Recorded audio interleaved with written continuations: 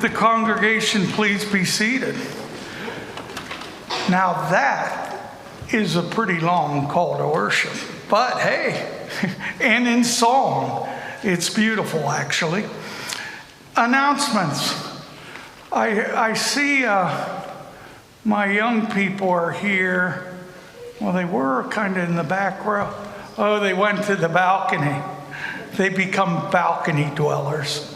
That's okay, you're here. If I was sitting up there with you, I'd get a nosebleed. Our announcements today are just a few, and I will turn to them. Of course, our one great hour of sharing offering will be collected Sunday, May 11th, on that special day. Don't forget, kids. What is May 11th? Kids, what's May 11th? Mother's Day. Wow, that's like me forgetting Debbie's birthday, and I've done it many times. I either forget our anniversary or her birthday, one of the two. There's a story behind that, but I won't tell you now. Next week, we are, well, not next week, but on May 18th, we are bringing back a fundraiser dinner.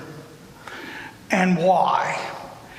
Because we would like to take the kids to Waltermere.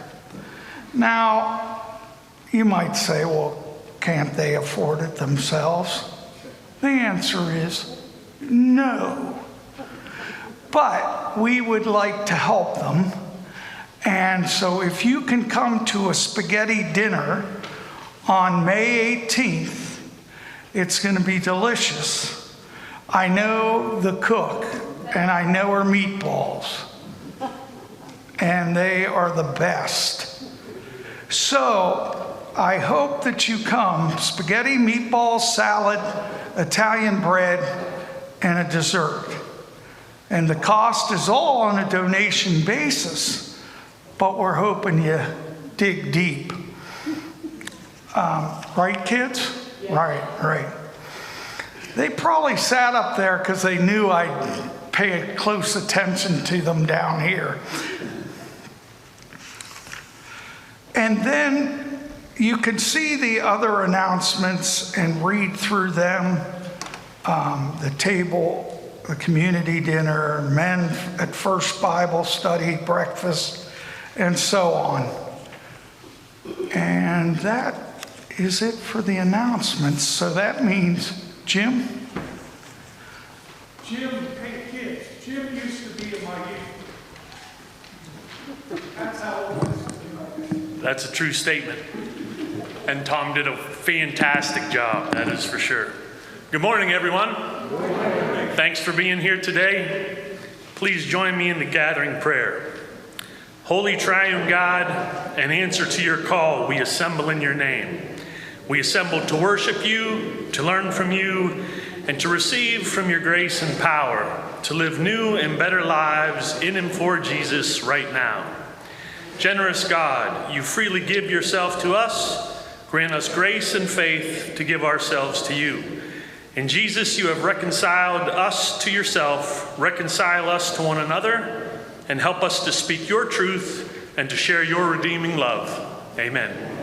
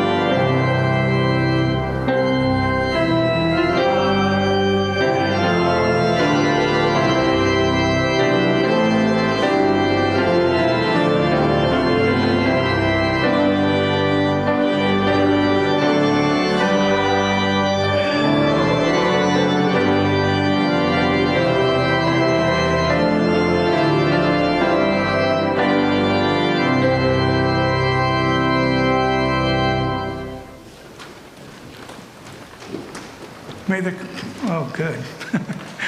You're trained well. The call to confession.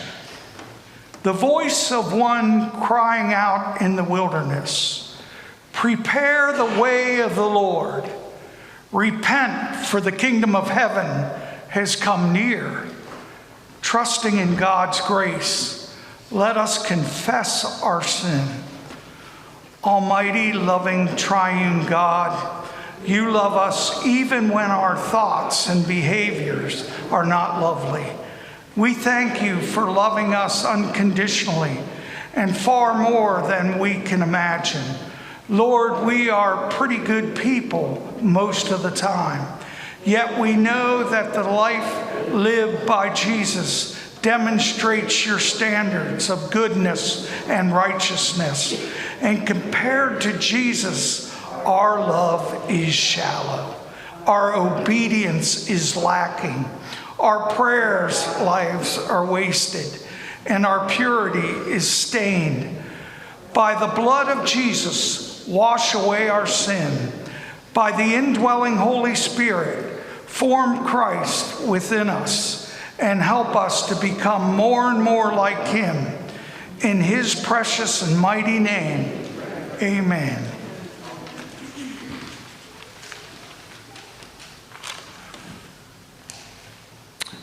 The saying is sure and worthy of full acceptance, that Jesus Christ came into the world to save sinners.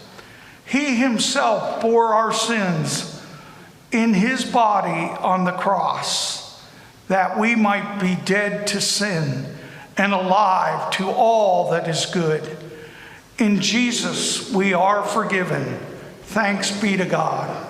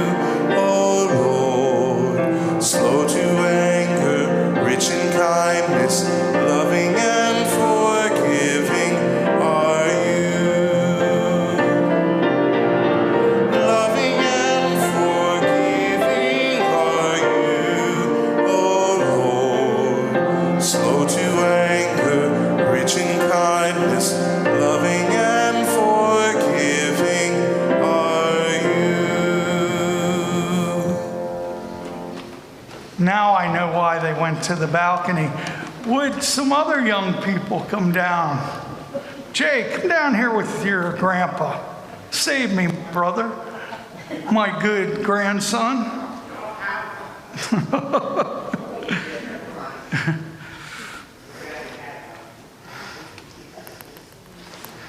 Okay.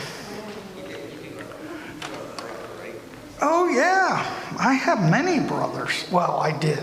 I have one now. Okay. Now,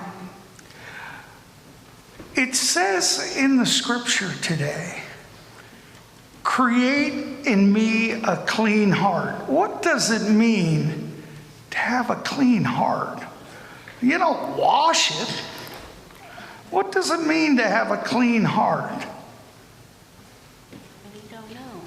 You don't know. That's okay. A lot of people feel that in order to have a clean heart, they need to be perfect. Well, no one is perfect except Jesus. And Jesus died on the cross for us. Yeah, he did. And he loves us. And he wants us to have a clean heart because he's the one that died for us to cleanse us and give us strength to do what's right. Okay? Now, whether it's the kids in the balcony, or Jay and you, or all the adults, we need to think about that. And there is a wonderful song, "Create in me a clean heart, O Lord, and renew a right spirit within me." And I'm not sure, we may hear it today, and that would be great. But let's realize that God does create a clean heart in all of us when we accept Jesus as our Lord and Savior. And let's pray. Dear God, I thank you for my two friends. I thank you, Lord, for the young adults in the balcony and the whole congregation that is present, and those that couldn't make it today. I pray that you'd be with our pastor and that he has a good meeting and a good time in his learning situation this week. Bless us and keep us, O Lord. In Jesus' name, amen. Okay.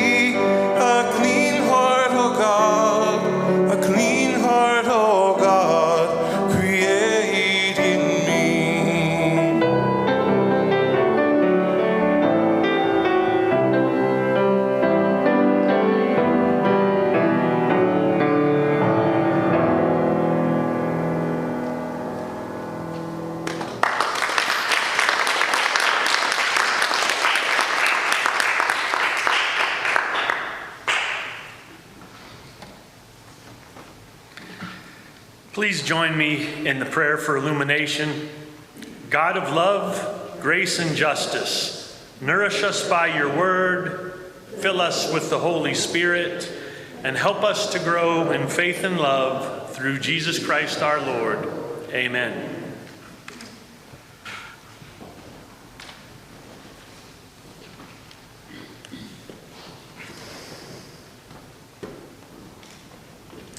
And reading from Psalm 51, verses 1 through 12. And this is David speaking. Have mercy on me, O God, according to your unfailing love, according to your great compassion. Blot out my transgressions, my wrongs. Wash away all my iniquity and cleanse me from my sin. For I know my transgressions, and my sin is always before me. Against you, you only, have I sinned and done what is evil in your sight, so that you are proved right when you speak, and justified when you judge. Surely I was sinful at birth, sinful from the time my mother conceived me. Surely you desire truth in the inner parts. You teach me wisdom in the inmost place. Cleanse me with the hyssop, and I will be clean. Wash me, and I will be whiter than snow. Let me hear the joy of gladness. Let the bones you have crushed rejoice. Have your face from my sin. Hide your face from my sins, and blot out my iniquity. Create in me a clean heart, O Lord. Create in me a pure heart, O God, and renew a steadfast spirit within me. Do not cast me from your presence or take your Holy Spirit from me. Restore to me the joy of your salvation, and grant me a willing spirit to sustain me. God's word for us, God's children. Thanks be to God.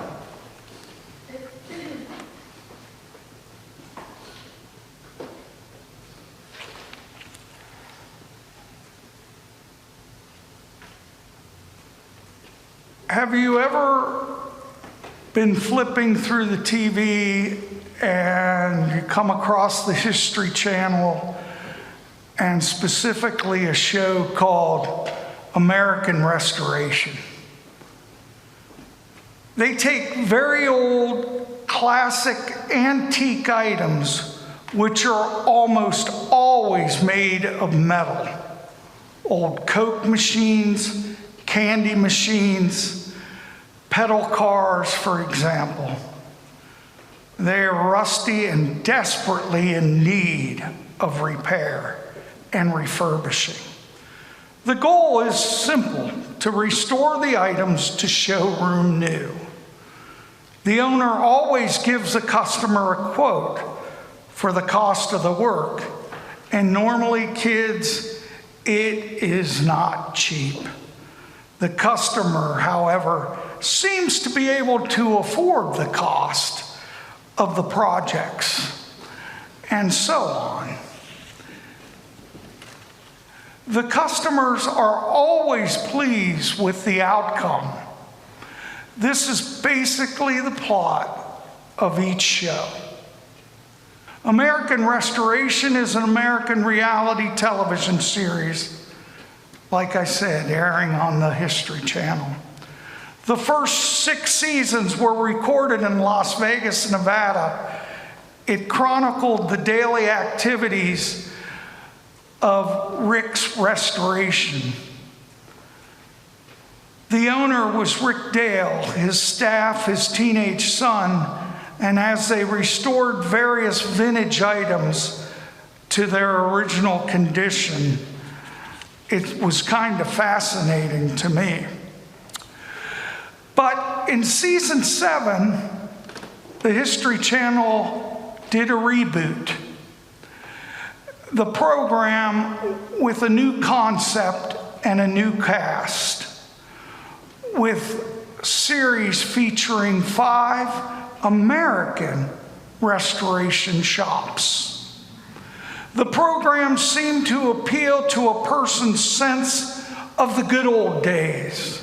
You know, back when things were made to last.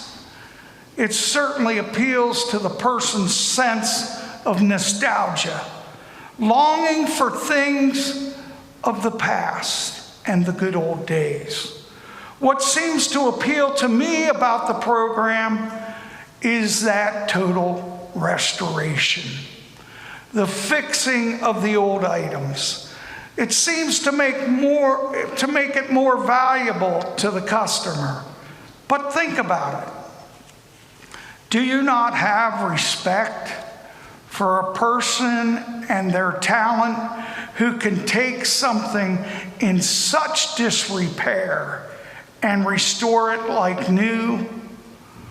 I can remember my late brother John taking his very old bike, refurbishing it like new, and putting it under the Christmas tree for me.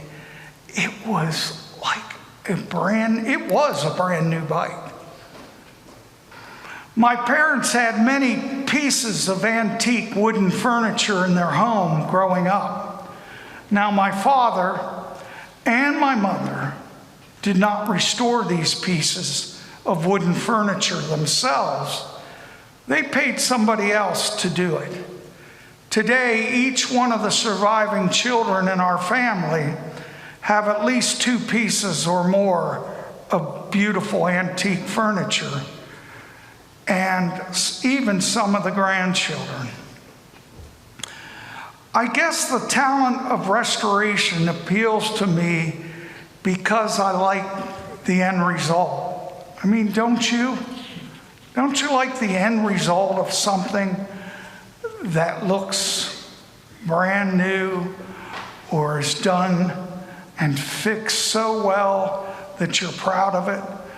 Restored and fix anything, maybe because, well, I don't do that. I don't restore and fix anything, maybe because I'm not talented in that way. I know my wife can do it, and thank goodness she can do some jobs that I know I can't. The idea of restoration brings an idea to me of human restoration, which brought me to a somewhat related idea, the idea of helping others restore their relationships, restoring the idea of relationships between mankind and God. That appeals to me because, frankly speaking, there have been too many times where I have felt broken and in need of God's restoring me in my own life with His power and love, where I have made mistakes in relationships and needed help and forgiveness. The good Lord knows I have failed many times. So in a sense, I think we all long for restoration of ourselves, of our families, of our church. It is our hope that people that do not have a relationship with God, they haven't accepted Jesus as their Lord and Savior, will seek one. It's the most important thing that I want for the children sitting in that balcony. And they're just a few that came today. There are others. I wished you could meet them up close and personal sometimes. I wished you could know their stories of struggle and challenge. But God loves them and cares for them. And with the relationship of our Almighty Jesus, our Lord and Savior, we all need a sense of renewal and restoration with the Lord, restoring the right relationship. You've heard the song, "Create in Me a Clean Heart, O Lord," originally done by Keith Green, based on Psalm 51.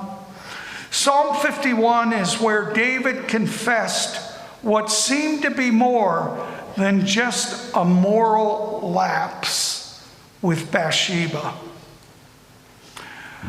but an extreme, sordid affair. Now, I'm going to keep it rated G because of the children, but you know the details. You know the details of Bathsheba and David, but an extreme, sordid affair that drove David to do things he should not have done. David not only cried out to God in private, but he confessed to the prophet Nathan after Nathan came to David about his wrongdoing by confronting him. Here is the question. What would have happened if David was not caught or confronted by Nathan? What would have happened? David had this sordid affair with Bathsheba. He orchestrated Uriah, Bathsheba's husband, to go into battle on the front line, and he was killed. By the way, Uriah, as I said, was Bathsheba's husband.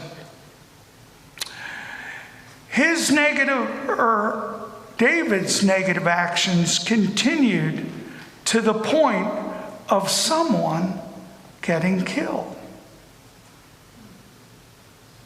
When we try to deceive, and that's what he was doing, it never works.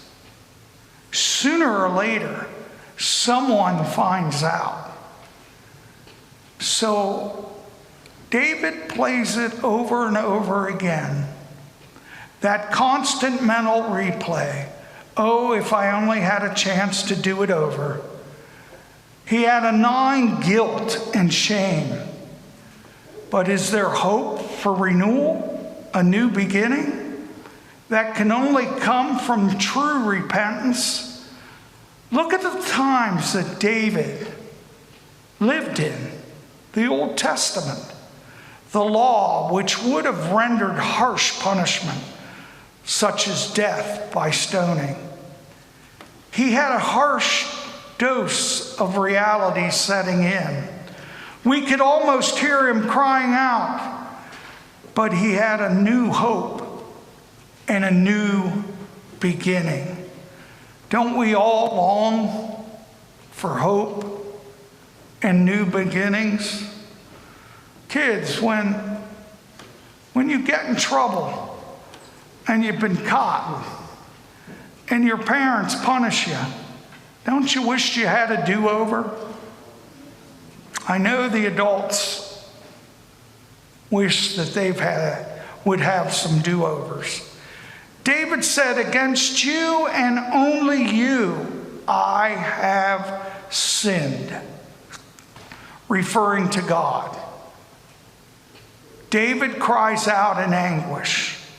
No ritual sacrifice or religious ceremony would cause his guilt to disappear. Only a series of of repentance of the heart. But the Lord can work with a broken, humble heart. The forgiveness comes from the honest confession between you and God. David knew his place before God. The best king of Israel fell the farthest. He fell the farthest. But David did not fall beyond the reach of God. Now hear that. David did not fall beyond the reach of God. In fact, nor can anyone fall beyond the reach of God, no matter what the situation is in their lives. God can make it better if we accept him and ask for his forgiveness. In fact, we need to continue to reach out to the Lord and Savior, Jesus. Let the love of God, the Father, and the Son, and the Holy Spirit touch our lives each and every day. Psalm 51 is a great example of true confession, a sense of forgiveness. David composed a detailed account of that confession to be sung throughout the land and ultimately the world. We've all heard this story before. Since the Bible reaches billions of people, I realize that ultimately our loving sovereign God is definitely in control, no doubt. However, I worry about the Christian church and possible division, where Christians are not behaving like Christians, but the complete opposite. Now, I always bring an example of some movie because our pastor is an expert in Scripture. I like to think I'm a pretty good expert of movies. So it kind of reminds me of my favorite movie, Remember the Titans, starring Denzel Washington. He plays the coach at T.C. Williams High School during the 70s. This is a true story. When the two schools are being desegregated, combining two high schools, busing the students. You know the story. Its focus is bringing together the white and black student players to become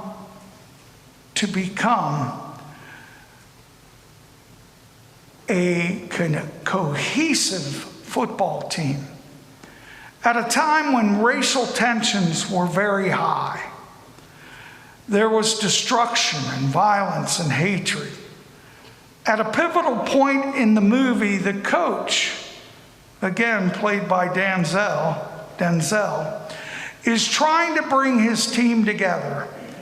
And in one scene, he's running with his players in the very early morn, just before dawn. They run the total exhaustion, ending at a site of the Battle of Gettysburg, where many soldiers are buried. 7,000 deaths and 51,000 total casualties in one battle. And the coach says to them, if we do not come together at this hollow place, we will be destroyed. You know the rest of the story, I think. He brings the team together through challenging times and circumstances. They win their games and the championship. They focus beyond societal differences of the time. They unite as a team, believing in their fellow man and the single-minded goal to win together, to look beyond what others see as a stumbling block. The real life story and the people go beyond the issues of racism and transcend beyond the obstacles. It was a true story, like I said, again in 1971. I was just a small boy then, well, younger. And Psalm 51 is calling us as people of God to renewal, to go beyond our differences, to renew our steadfast spirit, to renew our strength to serve our God,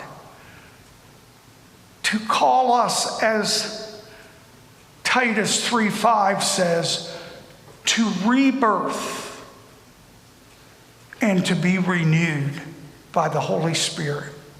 As Psalm 5:12 encourages us to be restored through the joy of our salvation, to know, to love, to believe that God restores a fallen, hurting person who recognizes his or her fallen self.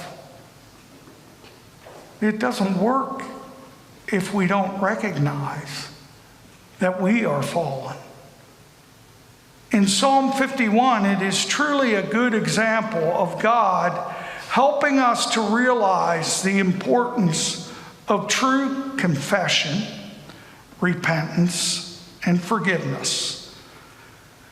And finally, God calls us to true restoration, relying and rejuvenation and reliability. He calls us to true restoration, rejuvenation, and reliability, relying on our sovereign God. Relying on God because He loves us. The one who leads us, Christ Jesus, our Savior and Lord, who cares deeply for you, all of us. And hear this humble witness in His name. Amen.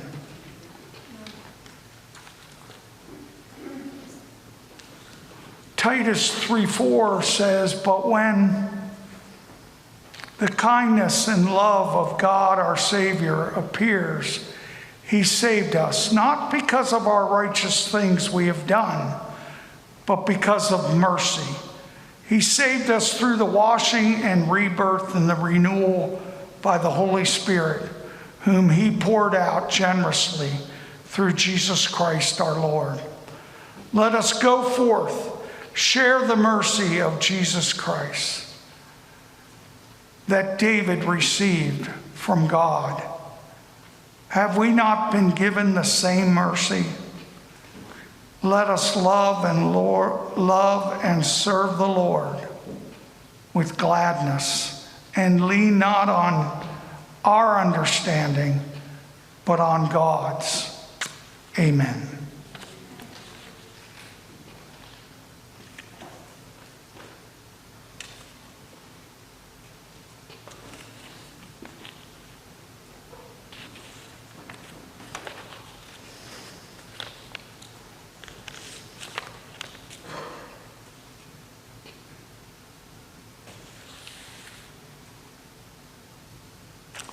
Let us pray.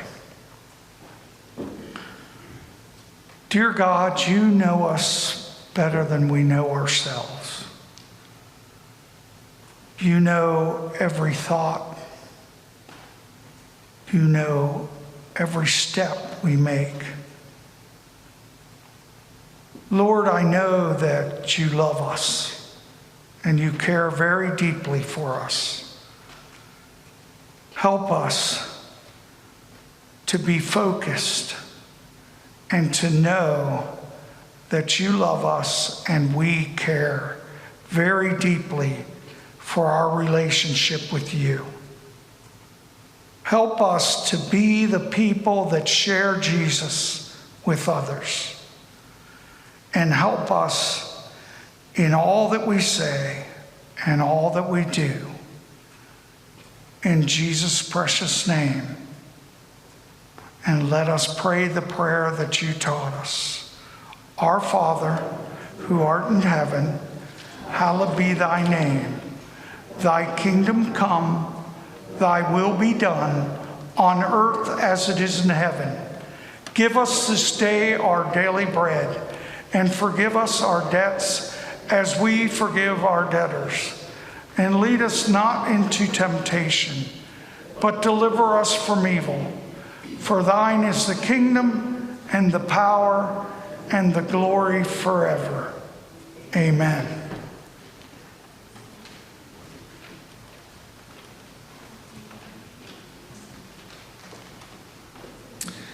Today's invitation to the offering.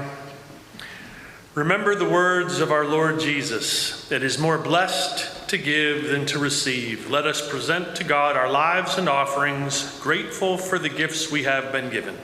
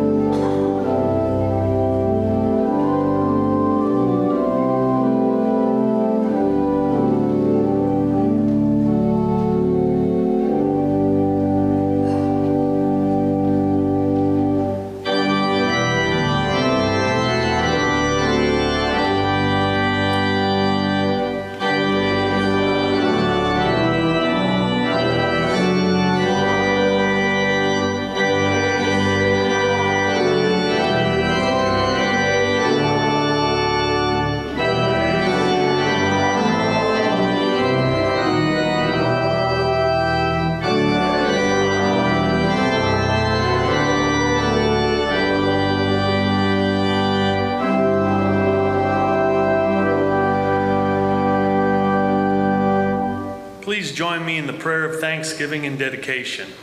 Gracious God, the cost of discipleship is nothing less than our entire selves, but the cost of non-discipleship is infinitely greater. The cost of non-discipleship is an eternity spent apart from you. In gratitude for your saving love, we offer you these gifts, along with our allegiance and love. Bless us and use us according to your loving will. Amen.